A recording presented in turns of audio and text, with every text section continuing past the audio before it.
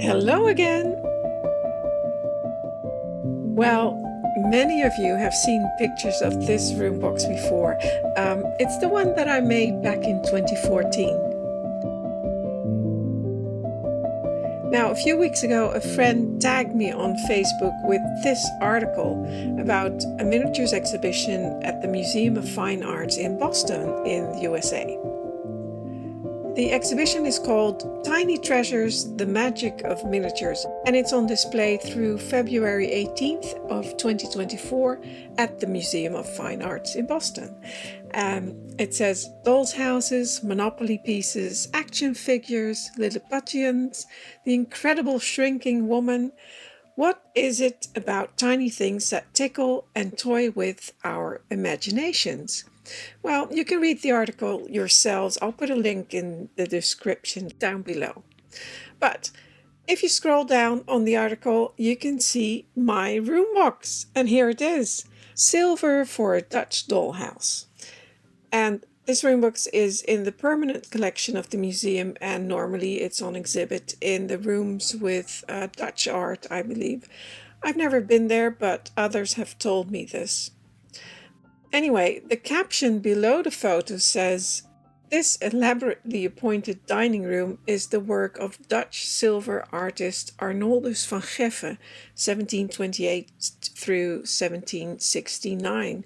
Now, as I said on my Facebook page, I think this is a bit misleading, as it could easily be interpreted as though the room box was made by Arnoldus van Geffe in the 18th century, which of course it wasn't, because the silver is 18th century, made by Arnoldus van Geffe, mostly.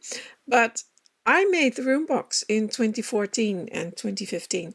I made it specifically for this collection of 18th century silver, and I'm very honored that the room box is now at the Museum of Fine Arts in Boston. Now, back in 2015, I shared some photos of this room box on my blog and how I made the fireplace, but I believe I promised to show you how I made the mirror as well, and I never did. So I thought I'd share with you some of the process of how I made it all. It all started with a very special collection of 18th century silver miniatures. Not my collection, mind you. These were part of the collection of A.Aardewerk, who are very well known and respected antiques dealers who specialize in beautiful antique jewelry, silver, and silver miniatures. And here you see a very rare 18th century miniature silver fountain with 6 wine glasses and a miniature silver fire back and hearth plate. And these were the starting point of the room box. The rest of the room box was created around these and other rare miniature silver pieces, like the tableware and wall sconces. The inspiration for the room box came from several existing 18th century rooms and a miniature table laid with silver pieces, which can be seen at the Rijksmuseum in Amsterdam. After measuring all the silver miniatures, I made a very simple mock-up of our initial ideas and placement of the pieces. As you can see here, I used some existing pieces and bits of cardboard to get a feel for the space and the size of the room box. And after deciding on a final design, I constructed the basic room box and made a parquet floor out of oak, which I had to make again, as we decided it would look better if the floor would run left to right instead of front to back. That was a lot of work, but anyway. We also decided on keeping the floor much lighter in color, so it was a good change after all. Next, I started on making the table, which was based on an ebony miniature table which is on show at the Rijksmuseum in Amsterdam. And I'm sorry I don't have a better picture of that at the moment, but it is beautiful and well worth a visit. I had a rough piece of ebony, which I planed and cut to size and cut 8 basic legs from that. And the table legs had to be tapered. I wasn't sure how to do that, and it wasn't easy, but I figured it out and I made a jig to taper the legs. And nowadays I know a much easier way to taper the legs, but that's okay. I learned a lot from the process, and by the time I finished that, I only had 6 legs left that were good. The next step was to cut 2 tapered flutes on each side of the tapered table legs. And flutes are the shallow grooves which run along a surface. And you see this a lot in architecture on columns and pilasters. Think Roman columns, for instance. So, 4 sides to a table leg times 2 is 8, and I had 6 legs, so I had to cut 48 tapered flutes. Again, I had to figure out how to do that, and it wasn't easy as the flutes were tapered, so wider at the top than the bottom. But I managed with several jigs and different cutters, and I made the final cuts with hand carving tools. I ended up with 4 table legs I was pleased with, which was lucky because I needed 4 legs for the table. Before I started making the floors and the table legs, I made a wooden shape which would fit under each table leg, and I sent that off to have it cast in silver. And when the feet came back from the casting company, I had to clean them up, file them, and polish them before I could attach them to the table legs, which by then were finished. But look, doesn't the silver look fantastic against the ebony? I was well pleased with myself, I must say. Before I finished the table, I continued with making different elements for the room box, starting with the fireplace mantel or chimneypiece. I used this photo of an 18th century Louis XVI chimneypiece from a house in The Hague as my inspiration, and I wasn't trying to make an exact copy, but I did want it to have those 18th century characteristics and a similar feel. So, after determining the size, remember I had the silver hearth back and hearth plate that had to go in there, I made the design on paper and I transferred the design onto a piece of wood. I cut out the shapes with a saw and then used the router to create the curved and raised molding. To add some detail to the mantle header, I used this stuff, Milliput. It's a 2-part epoxy putty that can be shaped like clay for a while before it gets hard. And when it has cured, you can cut it, drill it, and file it just like wood. I used many different tools to create this end result. Dental tools, cutters, a surgical knife, files, etc. I made several wooden elements for the chimneypiece. And using the router, I rounded and fluted the legs to match the lines and shapes of the mantle header.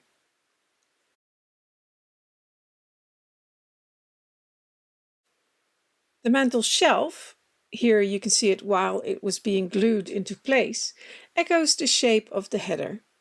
Here too, the size and shape were determined by several silver miniatures, and it took me a fair amount of time to get the right shape of the shelf, without it looking clumsy and out of proportion. My next job was making the buffet for displaying silver wine glasses and the fountain. In the 18th century, a buffet was a cabinet, usually a built-in cabinet, where beautiful china and glassware were displayed, and often these buffets had a fountain for rinsing glassware in there as well. When the buffet was not in use, the doors could be closed. And even though these doors are not buffet doors, I use these doors from an interior in The Hague as inspiration for my Roombox buffet doors. And because of space restrictions, I made mine into sliding doors. I made the door frame and the doors out of wood, and again I used my router and different cutters to create all the curves. Figuring out how to make and fit all the curves was challenging, but I managed.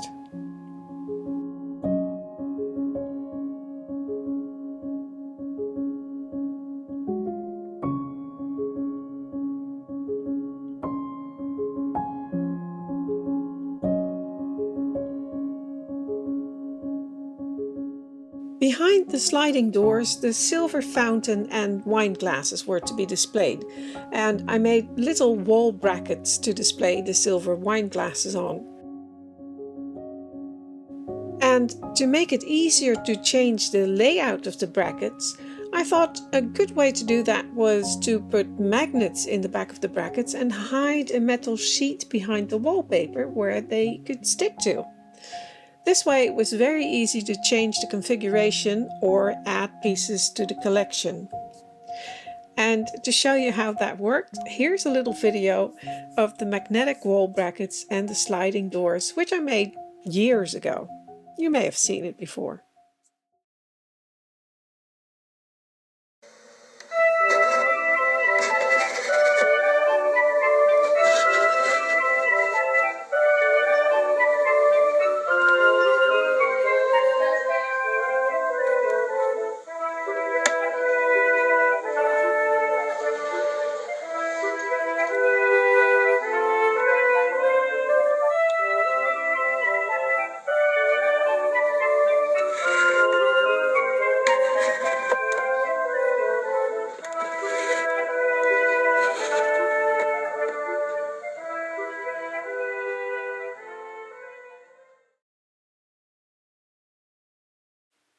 The next step was to make the mirror. By this time I was putting the finishing touches on the doors, like choosing the doorknobs. I was making wall paneling and I put up the wallpaper. And the wallpaper is from Susan Bembridge, but I did put a little wash of blue paint over it, so it's not entirely standard.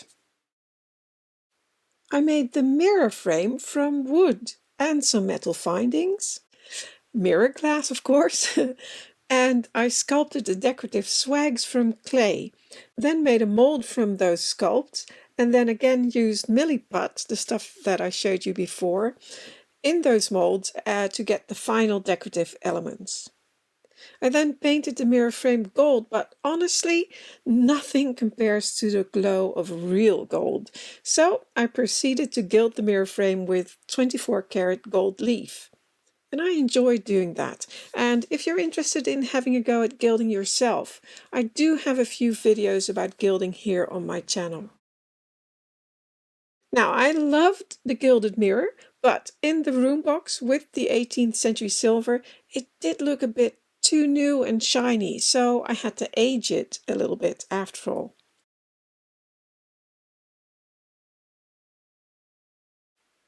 By then, it was Christmas time. So I had some fun decorating the Roombox a little bit. Changing it into a bedroom. And making my Christmas card with one of the photos. And then the Roombox was nearly ready. I worked on the ceiling. I marbled the fireplace. I aged the mirror and aged the woodwork and the wallpaper a tiny bit. And I made a shelf inside the buffet. The amount of mess I managed to create when I'm working is astonishing. But the last thing I had to do was make a frame and tabletop for the dining table. The tabletop is made from an old piece of mahogany, which I stained darker so it looked nicer with the ebony legs. And I think it turned out really good.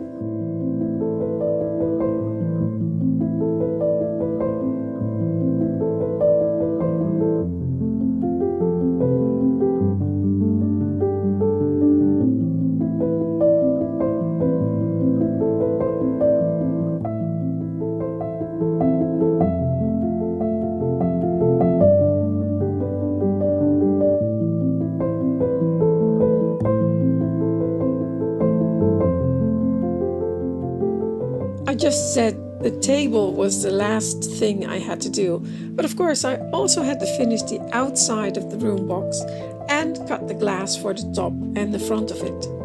Half of the ceiling of this Roombox is cut away and a glass panel is inserted to make it easier to see the interior of the Roombox when looking from above, and to allow more light to get into the Roombox as it doesn't have electric lights inside. which of course is fitting with the 18th century miniatures that were to go in there. And now it is really finished. I took so many photos of it, unfortunately no videos, but I'll show you some of the photos now. And in some of the photos you can see a few pieces of my own furniture in there to dress it up a bit.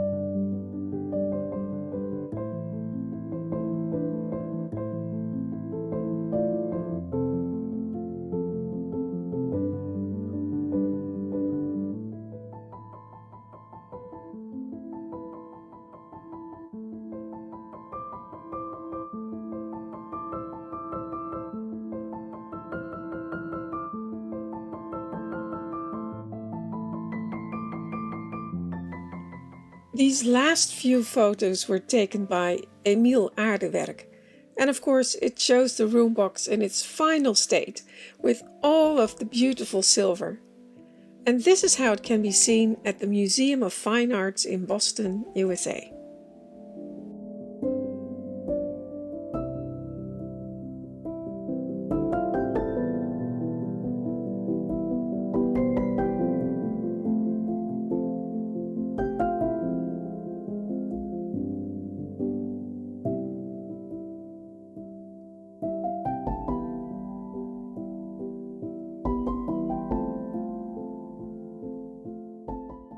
That's it for today.